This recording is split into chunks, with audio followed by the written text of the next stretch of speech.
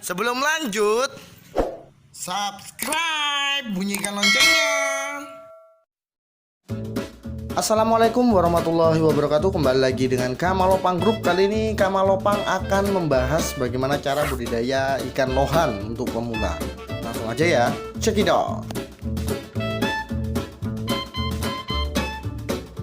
Hal yang pertama adalah siapkan wadah untuk budidaya. Jadi akuarium yang biasa digunakan untuk merawat ikan lohan perlu diperhatikan ukurannya. Ukuran akuarium sebaiknya disesuaikan dengan ukuran ikan lohan kita. Ukuran akuarium yang baik untuk ikan lohan adalah 3/4 lebih besar dari ukuran tubuh lohan. Untuk lohan berukuran 40-50 cm, sebaiknya ukuran akuariumnya adalah 200 x 170 x 80 cm. Akuarium yang baik untuk ikan lohan harus dilengkapi dengan aerator dan filter, heater, tempat persembunyian bebatuan, tanaman air, dan pencahayaan yang cukup. Setelah menyiapkan wadah untuk budidaya, langkah selanjutnya adalah melakukan seleksi induk ikan lohan ya. Ikan lohannya mempunyai ciri-ciri sebagai berikut. Sirip atas, bawah, dan ekor itu seimbang, serta sirip ekor merekah lebar dan utuh.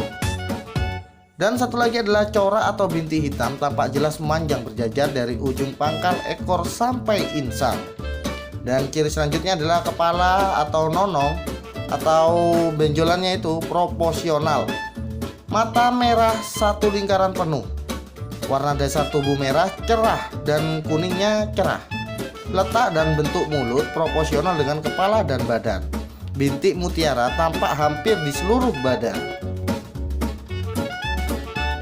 Adapun ciri-ciri induk yang siap untuk dipijah atau memijah, yaitu pada induk jantan, kedua belah rusuk di bagian perut membentuk sudut tumpul.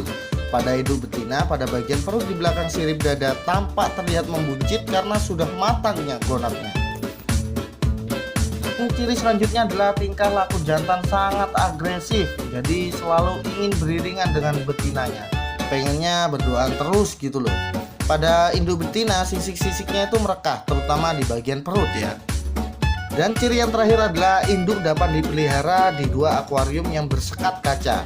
Induk jantan dan betina bisa saling memandang, bercengkrama, dan selalu ingin dekat.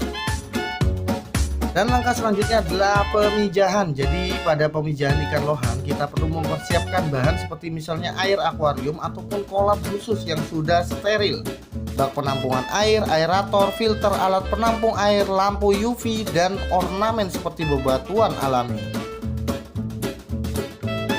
Setelah menyediakan alat-alat yang sudah disiapkan, maka selanjutnya yaitu proses pemijahan ikan lohan itu sendiri.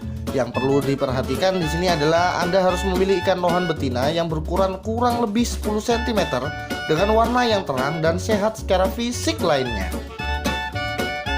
Sedangkan untuk ikan lohan jantan harus berukuran lebih besar. Hal ini dikarenakan pada umumnya proses perkawinan pada ikan biasanya berbanding 1:1. Namun ikan lohan sangat agresif dan saling bertengkar, jadi tidak boleh memiliki 2 atau lebih jantan.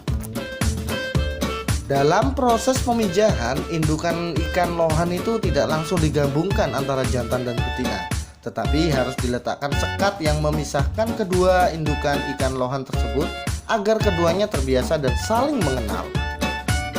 Dan apabila jika indukan ikan lohan betina sudah menunjukkan tanda-tanda akan bertelur, yaitu gelisah dan lain-lain, lepaskan sekat pemisah akuarium.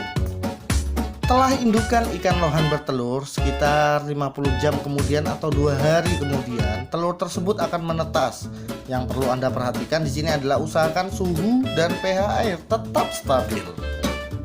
Telur yang sudah menetas akan berkumpul di dasar akuarium. Untuk mencegah larva dan benih tersedot ke dalam pipa atau pompa air, sebaiknya filter dimatikan untuk sementara waktu.